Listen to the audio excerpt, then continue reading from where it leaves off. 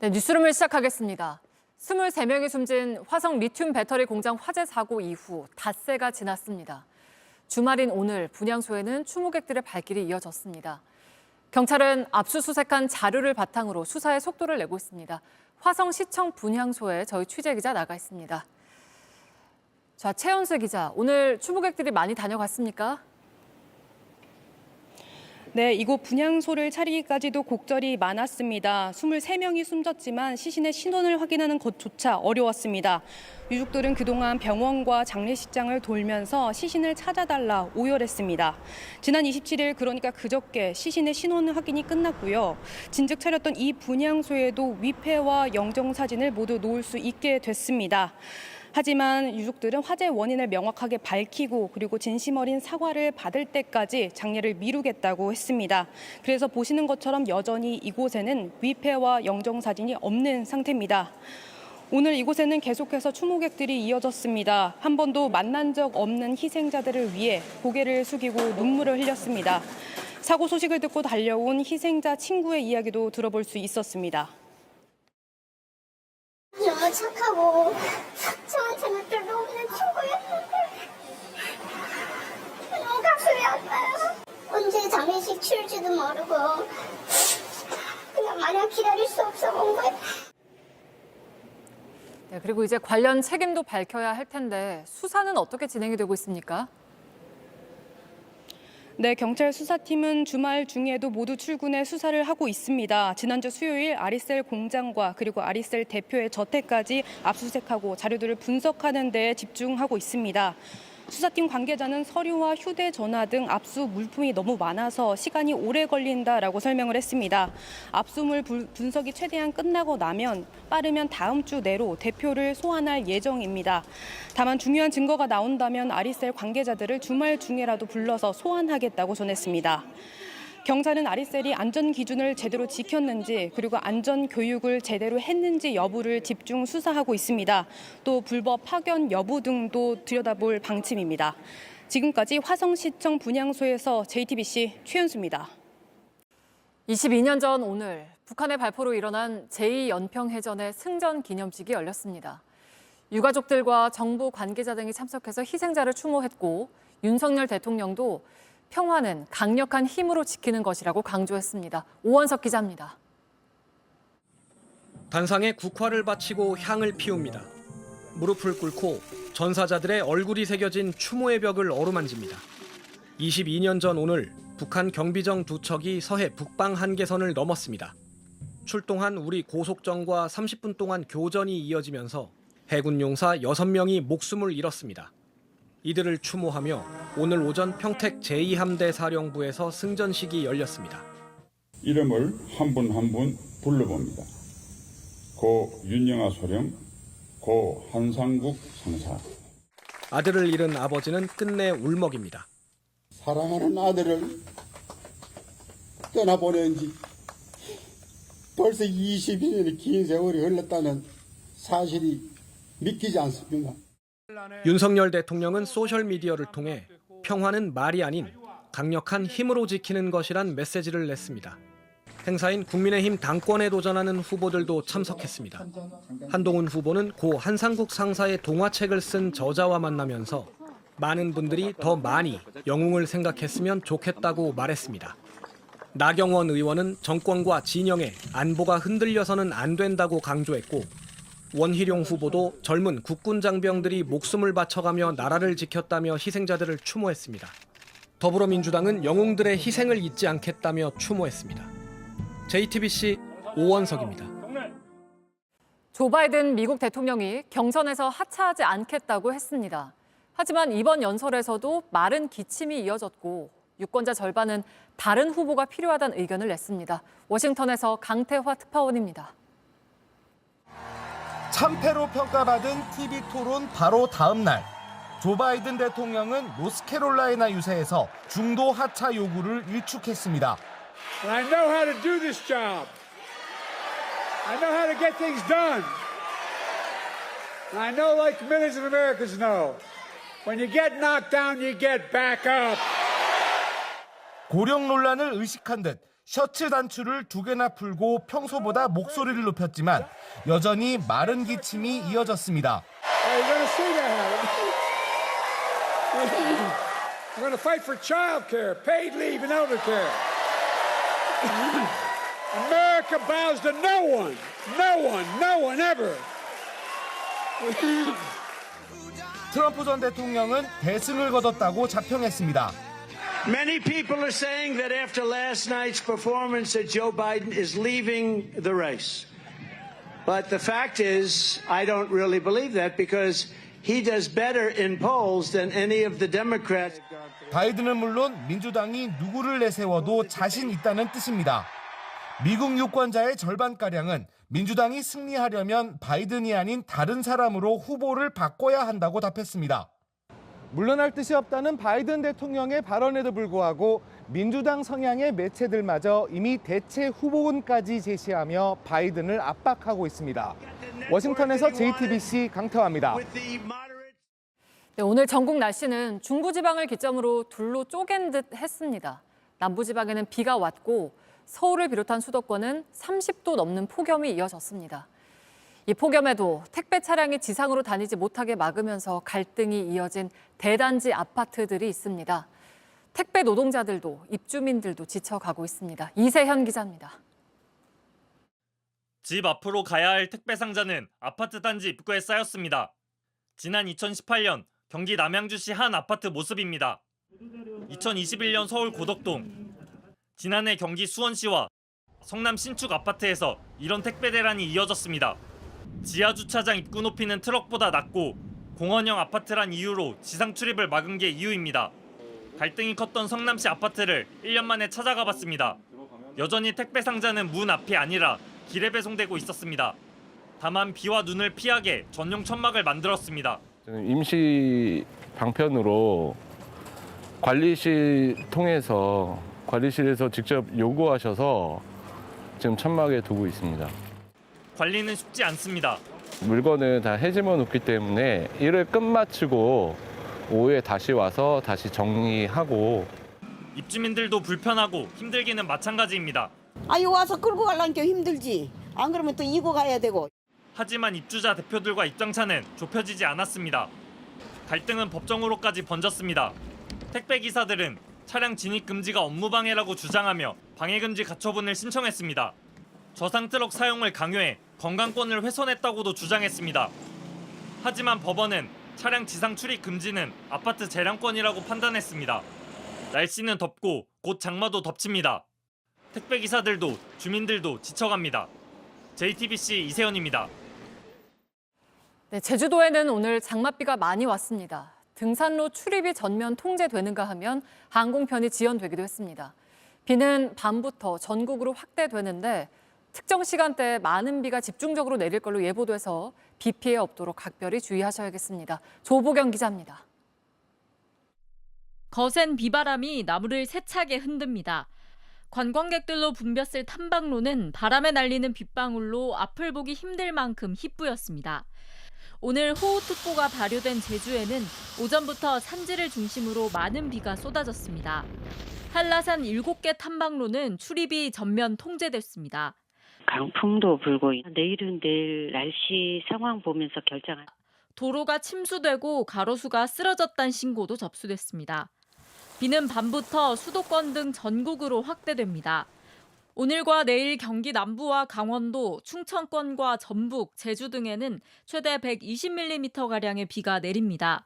전남에는 최대 150mm가량 비가 쏟아지고 부산과 경북 등에도 많은 곳은 100mm가 예상됩니다. 특히 중부 내륙 등 전국 대부분 지역에 오늘 밤과 내일 오전까지 시간당 30에서 50mm 비가 집중돼 주의가 필요합니다. 취약 시간대인 29일 밤부터 매우 강한 비바람이 부는 곳이 있겠으니 안전사고에 유의하기 바랍니다. 비는 내일 잠시 멈추겠지만 다음 주에도 수도권 등에는 일주일 내내 장맛비가 이어질 예정입니다. JTBC 조보경입니다. 네, 보신 것처럼 양도 많고 또 집중적으로 내릴 걸로 예보가 된 장맛비 관련해서 조천호 전 국립기상과학원장과 함께 이야기해 보겠습니다. 어서 오세요. 네, 안녕하세요. 네, 이번 주말 예상 강수량이 수도권은 많은 곳에는 시간당 100mm 넘게 그리고 제주도는 200mm 넘게 온다고 하는데 이 정도면은 예년과 비교해서 어느 정도 수준이라고 보면 될까요? 예년에도 하루 이틀 사이에 100mm 이상이 내리는 경우는 자주 있었죠. 네. 다만 예년과 좀 다른 거는 이러한 집중호 하루 이틀 사이에 100mm 이상이 내리는 경우가 예전보다는 굉장히 더 자주 일어나고 있다라고 하는 이런 특징이 있습니다. 네, 그러니까 이번 장마도 아주 짧은 시간에 매우 좁은 곳에 왕창 쏟아지는 그런 양상을 보일 거라고 하는데 네네. 이게 계속 앞으로 이런 식으로 양상이 바뀌는 건가요?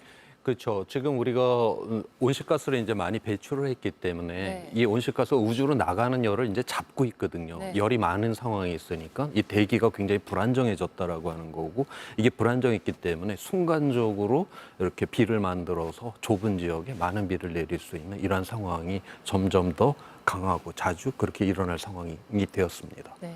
이 장마 기간이 얼마나 길어질지도 이제 궁금한데 장마 기간이나 이런 예. 양상 같은 게 갈수록 예측할 수 없는 쪽으로 가고 있다면서요? 예, 지금 원래는 장마라고 하면 우리나라에서 네. 6월 중순에서 이제 7월 말 한 달 동안에 한 15일 내지 20일 동안 이제 비가를 내리면서 1년 비에 한 3분의 1 정도가 내렸었어요. 그런데 최근 들어와서는 이게 거의 그 장마 기간에 그렇게 비가 오랫동안 내리지도 않고 또 어떤 해에는 이게 한 2달 정도 계속 장마가 길어지는 경우도 있고 대체적으로 이제 장마 기간 동안에는 좀 비가 안 내리고 그 이후에 좀 비가 많이 내리는 그렇게 이제 변화가 일어났거든요. 네. 그래서 기상청에서도 2009년 이후로다가는 이게 너무나도 왔다 갔다가 네네. 심하니까 아예 공식적으로다가는 장마 예보를 하지를 않는 이러한 장마가 상황. 시작이다 끝났다 이거 아예 예, 예보 이런 안 거를 하죠? 공식적으로 할 수가 없죠. 이게 어떤 패턴이 있어야 되는데 이 패턴 자체가 지금 무너져 있는 이러한 상황이 있습니다. 네. 네, 장마 대신 우기라는 표현을 쓰자라는 얘기도 나오고 그러니까 있는데 이제 여름철 내내 이게 언제 비가 이제 내릴 수 있는 그러니까 비가 많이 내리는 그 시점으로다가 그렇게 보자. 그게 이제 요즘은 8월 달에 좀 많이 내리는 경향이 있어서 좀 그렇게 바꾸는 게 어떠냐 그런 의견들이 있습니다. 예. 네. 그 끝으로 앞으로 당분간 계속 비 소식이 있을 거라서요. 네. 태풍급 비바람이 올 거라는 네. 얘기도 있고 네. 비 피해가 없도록 어떤 점을 좀 가장 주의하면 좋을지 한번 짚어주실까요?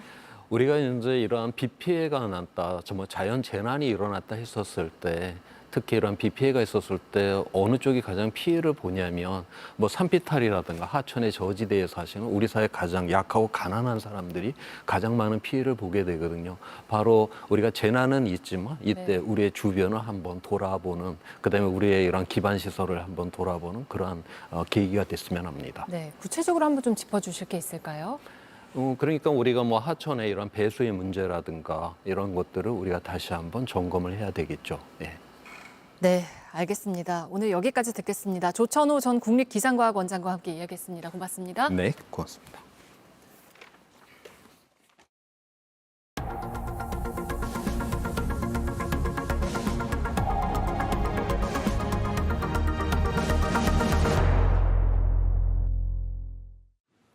네, 오늘 북을타뷰는 휠체어 펜싱 국가대표팀의 성폭력 사건에 대한 내용입니다. 20대 코치를 성추행한 혐의로 기소된 감독이 1심에서 무죄를 선고받았다가 최근에 판결이 뒤집혔습니다. 그런데 JTBC 취재 결과 일부 국가대표 선수들이 거짓 증언을 했던 걸로 드러났습니다. 이상엽 기자의 단독 보도입니다. 제 양손을 잡으시더니 뽀뽀나 한번 하자 잡고 끌어당기셨는데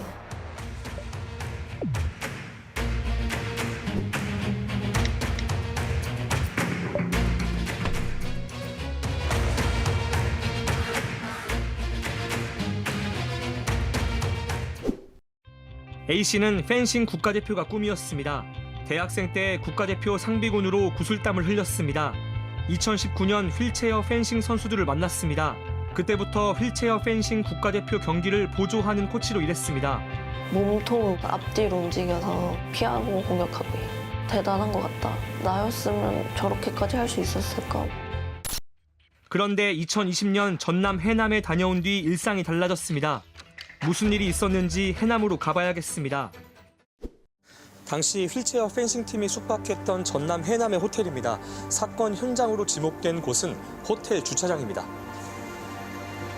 휠체어 펜싱팀은 당시 해남에서 합숙훈련 중이었습니다.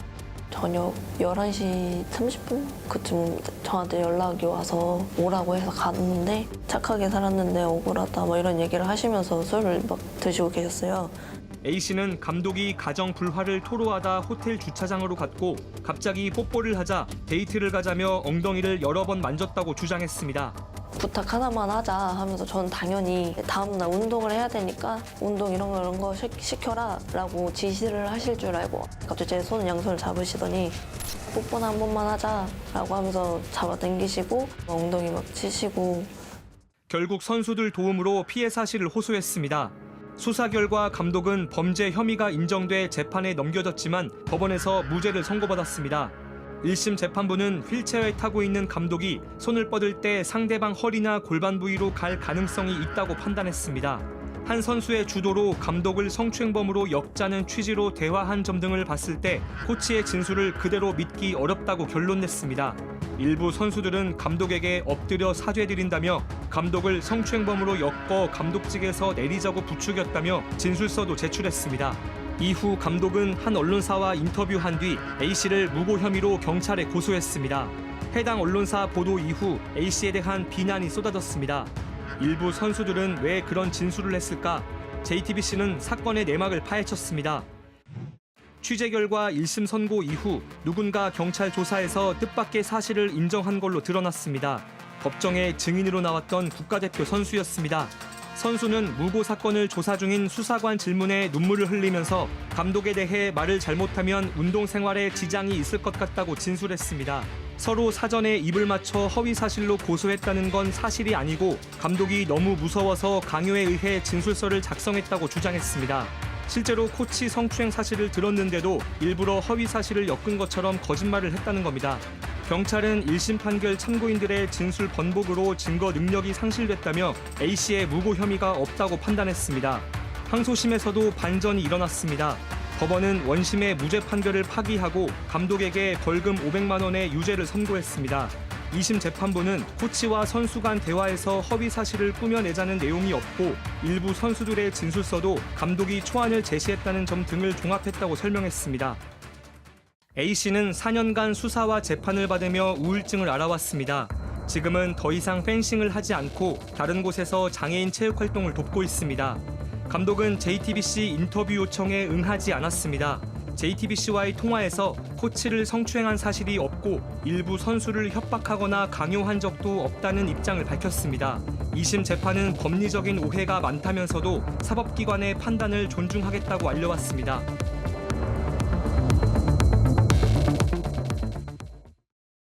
국민의힘 추경호 원내대표가 사의를 밝힌 지 닷새 만인 오늘 원내대표직에 복귀하겠다고 밝혔습니다. 추 원내대표는 오늘 오전 입장문을 통해서 복귀를 촉구하는 당내 목소리에 고심 끝에 이같이 결심했다고 밝혔습니다.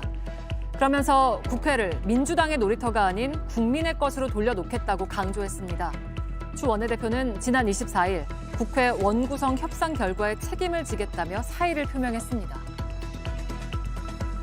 고문으로 간첩 누명을 쓰고 억울하게 형을 살았던 납북 어부 고 박남선 씨의 유족에게 총 7억여 원을 배상하라는 법원 판결이 나왔습니다.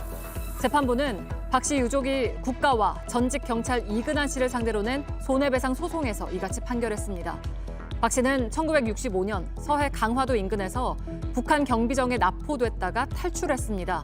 이후 수사기관에서 고문으로 허위로 간첩 혐의를 자백해서 7년형을 살았습니다. 국내 최대 규모의 책 잔치인 서울국제도서전이 내일까지 서울에서 열립니다. 올해 도서전의 주제는 걸리버 여행기에 나오는 이상세계 후인음으로 평화의 가치를 살펴보자는 취지입니다. 주빈국은 사우디아라비아가 12년 만에 다시 맡았고 18개 나라의 해외 출판사들과 300여 개 국내 출판사들이 함께했습니다. 미국에서는 코로나19 감염이 다시 늘어날 조짐을 보이고 있습니다. 최근 병원에 입원하거나 숨진 사람들이 늘고 있다는 건데 자세한 내용 로스앤젤레스에서 홍지은 특파원입니다. 미국 질병통제예방센터가 발표한 코로나19 감염 현황입니다. 짙은 보라색은 바이러스가 확산하고 있는 곳을, 연한 보라색은 확산할 가능성이 높은 곳을 뜻합니다. 특히 미 서부 지역의 양성률은 다른 지역보다 더 높습니다. In the West, which includes Arizona, California, Hawaii, and Nevada, COVID test positivity was 12.8%, and that's higher than any other region in the U.S. But levels have more than doubled in the Western U.S. 미 보건당국은 더 이상 감염 사례를 집계하고 있지 않지만 최근 코로나로 숨진 사람이 늘어나고 있습니다. 전문가들은 올여름 대유행을 경고했습니다. 일찍 시작된 폭염이 바이러스 확산을 부추기고 있다는 분석입니다.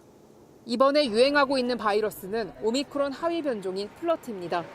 발열과 오한, 기침 등의 증상이 나타나는 걸로 알려졌습니다. We know that COVID-19 can make anyone seriously ill, but for some, the risk is higher, and individuals who could develop serious illness will need to be more careful. 미 보건당국은 생후 6개월 이상 모든 사람에게 새 코로나19 백신 접종을 권고했습니다. 로스앤젤레스에서 JTBC 홍지은입니다. 13점 차로 이기고 있다가 동점을 허용하고 또 한 경기에서는 17점이나 내줬습니다. 시즌 내내 1위를 달리던 기아 타이거즈 얘기입니다.